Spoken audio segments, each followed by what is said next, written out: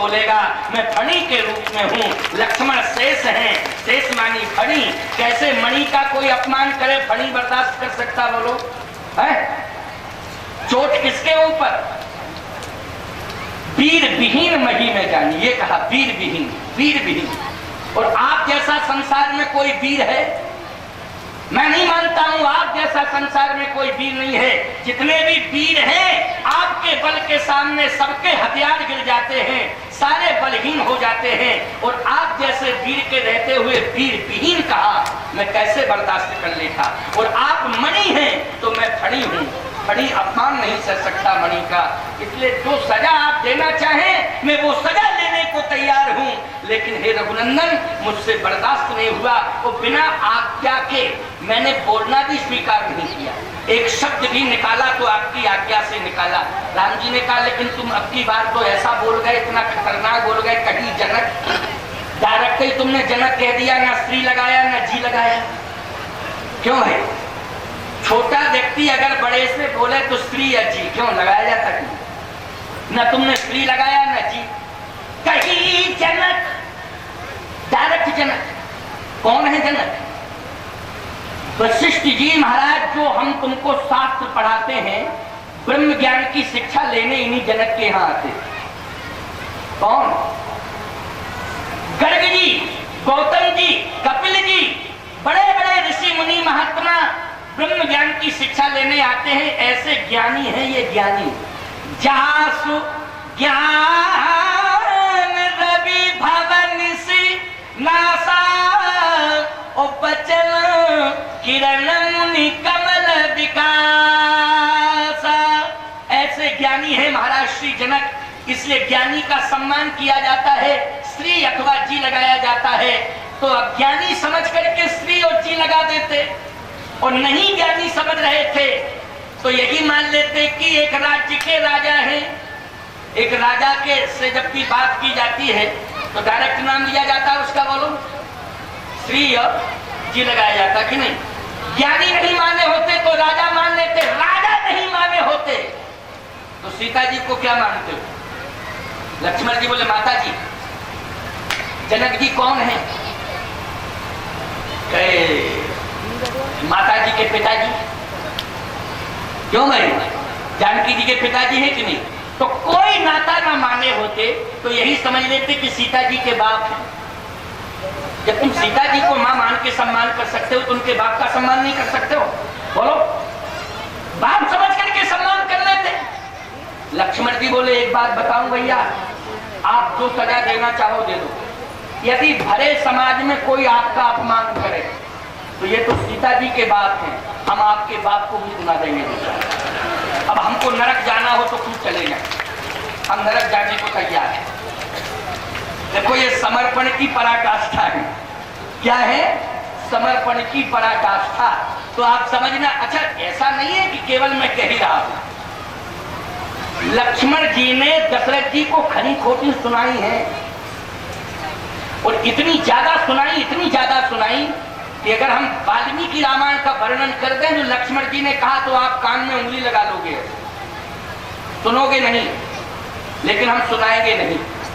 इसलिए क्योंकि वाल्मीकि रामायण है एक्सरे का फोटो, और तुलसीकृत रामायण रामचरित है कैमरे का फोटो। कैमरे का फोटो देखते ही रह जाओगे, और एक्सरे का फोटो बोलो, शादी विवाह किसी का हो रहा हो, कोई कहे लड़के का फोटो लाओ, एक्सरे का फोटो दिखा दो, कहेगा कि कब्रिस्तान से हड्डियां निकाली क्या दिखा रहे हो? इसके साथ हम अपनी बेटी का विवाह करेंगे, और उसी की अगर कैमरे की फोटो दिखा दोगे तो खुश हो जाएगा कि नहीं हो जाएगा? व्यक्ति एक है, फोटो दो है, एक्सरे का और कैमरे का। क्यों भाई? तो रामचरितमानस क्या है? कैमरे का फोटो है। क्या? वाल्मीकि रामायण का ही हिंदी रूपांतर है रामचरितमानस, समझ लो। लेकिन खूबसूरती, मर्यादा, मर्यादा का ऐसा आवरण पड़ा हुआ है प्यारे, ऐसा आवरण पड़ा हुआ है कि ये सुंदर से सुंदर हो गया ना, सुंदर से सुंदर। तो आज आप देखें तुलसीदास जी ने केवल इतना कहा, लक्ष्मण जी ने दशरथ जी के लिए क्या कहा? वचन कहे वो कछु लखन कठोरा, बरज राम पुन कीन होरा, बार बार निज शपथ दिवाई, कहे उन्नतात लखन लरिकाई। बोलो, ये चौपाइयां संकेत दे रही है कि दशरथ जी के लिए ऐसी बात लक्ष्मण ने कही कि राम जी को बार बार सुमंत को सौगंध रखानी पड़ी कि तुम्हें राम की सौगंध है। लक्ष्मण ने जो कहा पिताजी से मत कहना। बोलो, बार बार निज शपथ क्या अर्थ करोगे? एक बार नहीं, बार बार, कई बार। कई बार का अर्थ यही है कि कुछ ऐसे वचन कहे लक्ष्मण ने महाराज श्री दशरथ के लिए। क्यों? राम जी का अपमान बर्दाश्त नहीं कर पाए, इसलिए गंगा के किनारे लक्ष्मण ने बहुत कुछ कह दिया महाराज दशरथ को। राम जी को बार बार सौगंध रखानी पड़ी। लेकिन आप कहोगे स्वामी जी, अगर ऐसा कहने के बाद भी लक्ष्मण को राम अपने साथ ले जाते हैं तो क्या ये मर्यादा है? या लक्ष्मण ने अपने पिता से ऐसा कहा तो पिता ने पुत्र के प्रति क्या भाव रखा अंत में? क्या इसका भी आपके पास कोई उत्तर है? तो सावधान, लक्ष्मण के वाक्य ने महाराज दशरथ को शांति दिलाई। देखो भाई, राम ने केवल प्रणाम पहुंचाया था, शांति नहीं मिली थी। महाराज दशरथ को यह शब्द सुन के मंत्री सुमंत कहता है प्रणाम पहुंचाया। श्री जानकी जी ने भी प्रणाम पहुंचाया, लेकिन जानकी के प्रणाम को सुनकर के भी दशरथ जी को शांति नहीं मिली। लेकिन जब सुमंत ने कहा बचन कहेऊ कछु लखन कठोरा, ये नहीं कहा लक्ष्मण ने प्रणाम पहुंचाया, जबकि तीनों के बारे में पूछा था दशरथ जी ने कि नहीं पूछा था? बोलो, यदि राम लक्ष्मण जानकी नहीं लौटे वापस तो कहा क्या उन्होंने? तो कहा राम जी ने प्रणाम पहुंचाया, सीता जी ने भी प्रणाम पहुंचाया। ये कहा सुमंत ने कि लक्ष्मण ने प्रणाम पहुंचाया। बोलो, लेकिन राम जी ने प्रणाम पहुंचाया, दशरथ जी को शांति नहीं मिली ये सुनकर के। राम, लगता है कि तुम अब आओगे नहीं मेरे साथ। सीता, तुमने भी अयोध्या का त्याग कर दिया, तुमने भी सरयू का त्याग कर दिया, तुमने अपनी सासों का त्याग कर दिया, तुमने अपने ससुर का त्याग कर दिया। अरे मुझे लगता है कि तुमने अपने माता पिता का भी त्याग कर दिया है। अब तुम वापस नहीं लौटोगी, ना जनकपुर लौटोगी, ना अवधपुर लौटोगी, इसलिए तुमने प्रणाम पहुंचाया। लेकिन सुमंत ने जब कहा बचन कहेऊ कछु, दशरथ जी ने कहा लक्ष्मण ने, तो ये नहीं कहा प्रणाम, बचन कहेऊ कछु लखन कठोरा। दशरथ जी ने कहा अच्छा अच्छा अच्छा, लक्ष्मण ने कठोर वचन कहे मेरे लिए, क्या कहे? तो सहन गया सुमंत, सहन गया, पीछे हट गया। क्यों? क्योंकि बरज राम पुनि कीन होरा, याद आ गई, सौगंध दिलाई थी राम ने। अब सहन गया, पीछे हट गया, तो दशरथ क्या कहते हैं? सुमंत, भले ही तू ना बोल, लेकिन लक्ष्मण ने अगर मेरे लिए कठोर वचन कहे हैं, अब मैं चैन से बनूंगा। सुमंत ने कहा महाराज क्यों? क्यों? कहीं इसलिए क्योंकि मुझे चिंता यही सता रही थी कि 14 वर्ष तक इस जंगल में राम और सीता की प्रतिष्ठा की रक्षा कौन करेगा। लेकिन आज मुझे विश्वास हो गया कि राम की प्रतिष्ठा पर आ जाने पर अगर लक्ष्मण अपने बाप को 2-4 खरी खोटी सुना सकता है, तो लक्ष्मण के रहते 14 साल वन में राम का कोई बाल बाका नहीं बिगाड़ सकता है। ये मुझे अब विश्वास हो गया है। लक्ष्मण प्राण दे सकता है, लेकिन राम और सीता का अपमान नहीं सह सकता है। बोलो, परितोष मिला कि नहीं मिला? परितोष।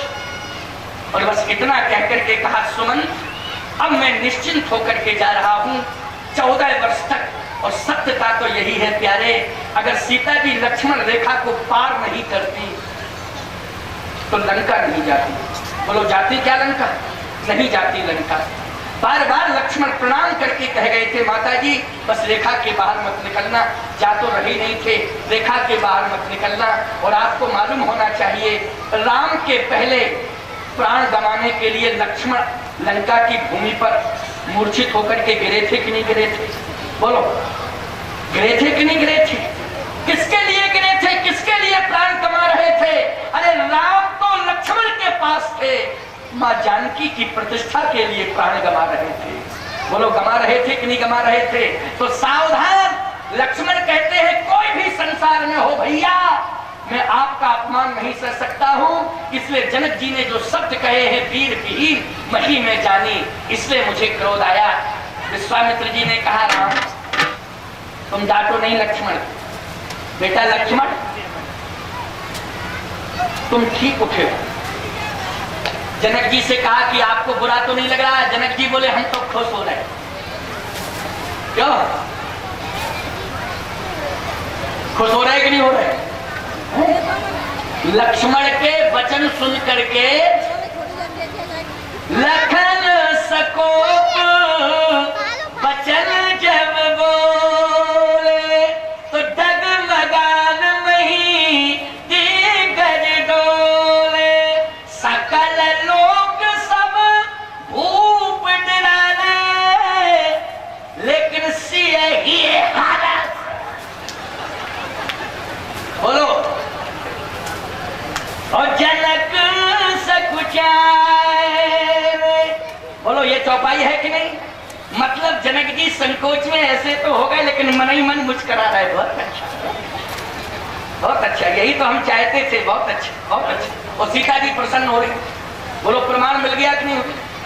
अच्छा, सकल लोक सब भूप डराने और डगमगान मई दिग्गज, धरती डोली राजा डोले,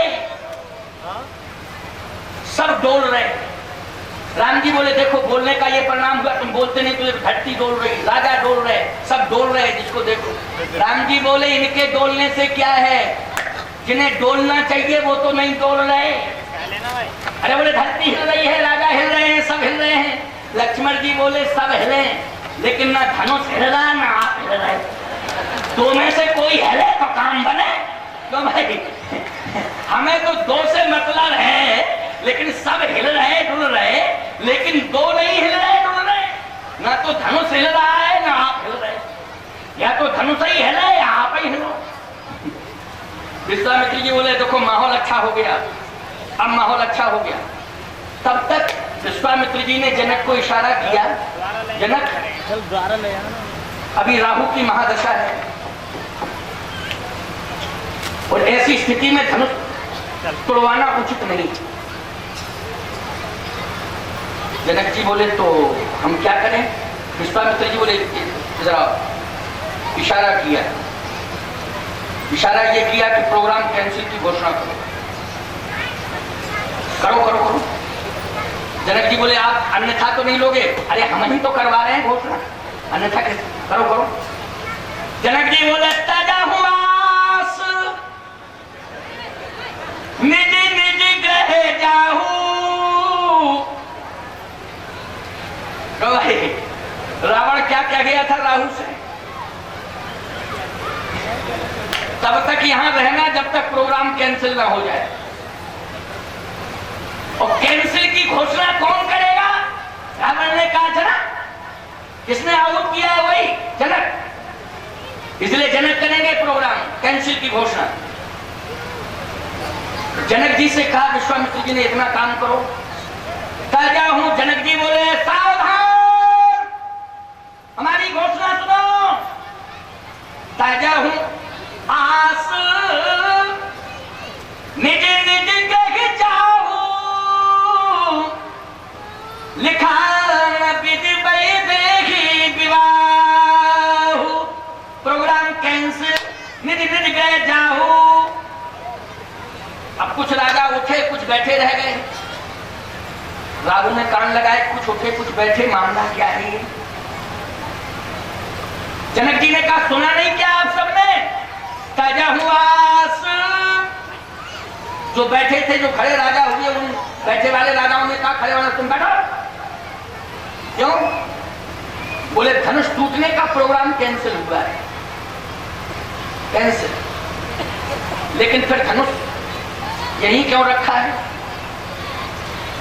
यही क्यों रखा है धनुष? बोले वो तो यही रखा था, यही रखा है, वो यही रखा रहेगा। कहे तो सब उठ रहे हैं, लेकिन ये क्यों नहीं उठ रहे? दो क्यों है? सब उठ रहे हैं, लेकिन ये दो क्यों नहीं उठ रहे? इसका मतलब है कि आप सब तब उठोगे जब हम लोग उठेंगे। क्यों? तभी ना कैंसिल होगा प्रोग्राम। जनक जी ने कहा हम ये घोषणा कर रहे हैं, फिर सुनो। ताजा हुआ निज निज ग्रह जाहू, लिखा न विधि बई देही विवाहु। राहु ने कहा इसका मतलब है कि जनक ने घोषणा कर दी है प्रोग्राम के अंत। जनक जी बोले ताजा हुआ धनुष की ओर निज निज ग्रह जाहू, तो धनुष छोड़ के भक्तो राहु। सीधा राहु गया कहां? लंका। और जैसे राहु गया तो विश्वामित्र समय शुभ ज्ञानी, बोले अति स्नेह में वाणी, उठा मुहूर्त अच्छा आ गया है, अब उठो, अब बैठने की जरूरत नहीं, अब उठो। क्यों? एकदम क्लियर मुहूर्त, बहुत अच्छा मुहूर्त है, अब विलंब मत करो।